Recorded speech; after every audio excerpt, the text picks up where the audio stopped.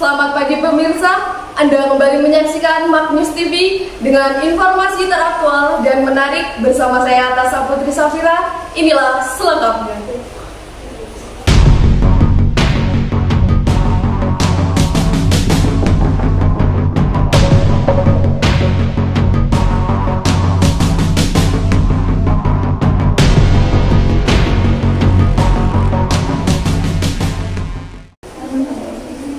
Direktorat Tindak Pidana Narkoba atau Dirtipid Narkoba Bareskrim Polri mengungkap sindikat peredaran gelap jaringan narkoba internasional Freddy Pratama.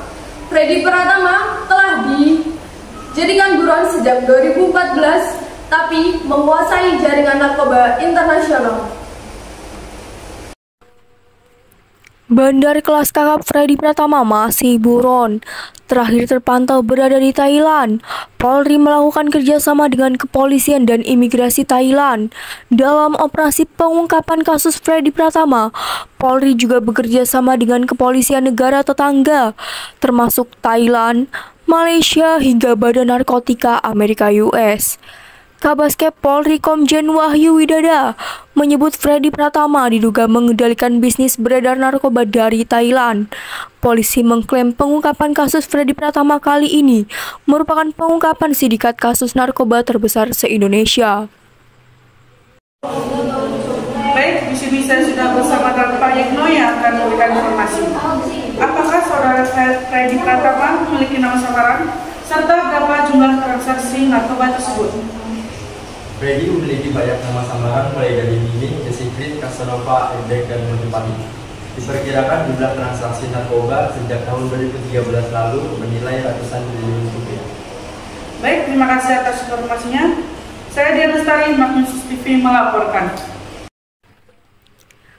Freddy Pratama menjadi buron sejak 2014. Polisi menyebut Freddy memiliki banyak nama samaran atau inisial, mulai dari Miming, The Secret, Casanova, Airbag, dan Mojopahit. Diperkirakan jumlah transaksi narkoba sejak 2013 lalu bernilai ratusan triliun rupiah, tapi setidaknya KPK mencatat ada putaran uang atau transaksi yang sindikat narkoba internasional Freddy Pratama mencapai 51 triliun rupiah. Sejak 2020, total ada 408 laporan polisi yang diungkap Polri dengan jumlah tersangka sebanyak 884 orang. Sedangkan 39 tersangka yang ditangkap kali ini merupakan hasil pengembangan dari Operasi Escobar Indonesia yang dimulai dari periode Mei 2023. Selain menangkap kaki tangan Freddy, tim itu juga berhasil menyita aset para tersangka yang nilainya ditaksir mencapai 10,5 triliun rupiah. Nurbaiti, Magnus TV melaporkan. Pemirsa, kepulan asap masih terlihat dari keempat terbakarnya TPA Rawakucing Kota Tangerang. Pihak Pemkot atau pemerintah kota dan BNPB pun mengerahkan helikopter waterbombing untuk mempercepat pemadaman api. Memasuki hari keempat kebakaran, kondisi TPA Rawakucing di Kota Tangerang mulai membaik. Bahkan Pemkot Tangerang mengklaim jika kebakaran hanya menyisakan 30% di lokasi ini. Meski demikian, kepulan asap pekat masih terlihat di pintu 3 TPA tersebut. Senin pagi, pemerintah kota dibantu BNPB mengerahkan helikopter waterbombing. Rencananya dropping air akan dilakukan sebanyak 50 kali, di mana satu kali dropping berkapasitas 800 liter air. Baik, di sini saya sudah bersama dengan Pak Tias yang akan memberikan informasi tentang kebakaran TPA Tangerang, Banten. Bagaimana kondisi setelah kebakaran 4 hari yang lalu? Dari pukul 5.50 waktu Indonesia Barat, dilaporkan kondisinya berangsur-angsur membaik. Pelayanan masyarakat juga mulai berjalan kembali. Harinya masih rawan ada di daerah pintu 3, asap-asapnya masih ada, tapi apinya mulai muncul. Dan pagi ini kami mendapat bantuan dari pasukan Manggala APNI dari Kementerian KLAK, serta juga waterbombing dari BNPB Pusat. Mudah-mudahan cepat tuntas masalah kebakaran di lokasi TPA ini.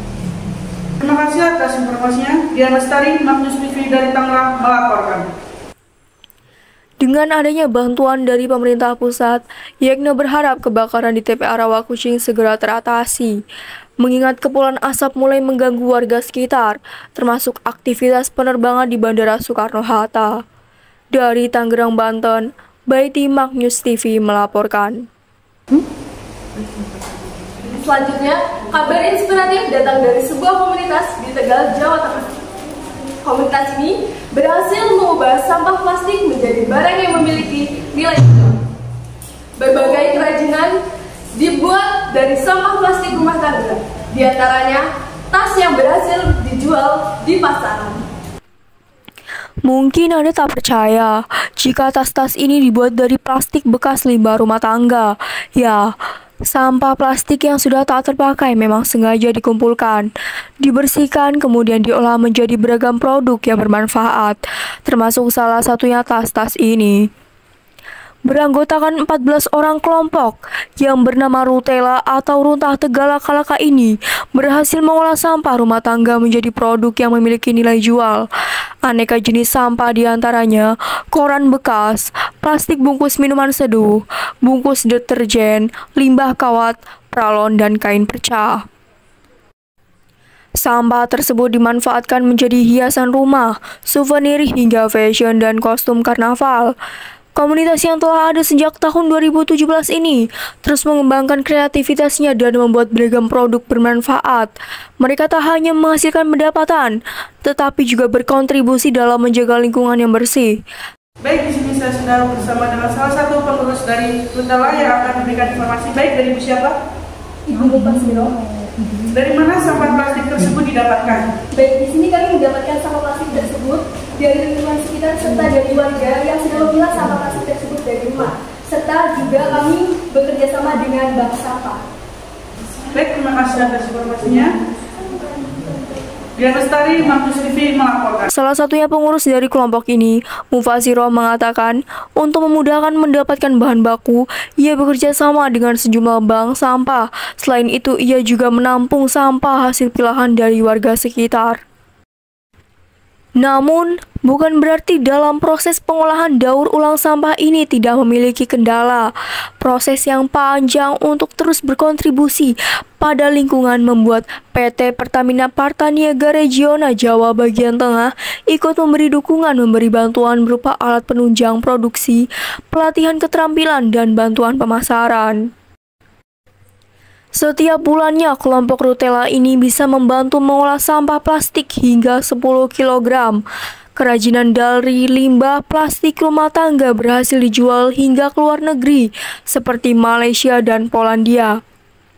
Harga produknya dibanderol dari 3.000 hingga 1 juta rupiah, tergantung bentuk dan kerumitannya. Nurbaiti Magnus TV melaporkan. Demikian berita saat ini, saya Tasa Putri Safira beserta segenap kru yang bertugas pamit undur diri. Sampai jumpa di Magnus TV selanjutnya. Selamat pagi, terima kasih.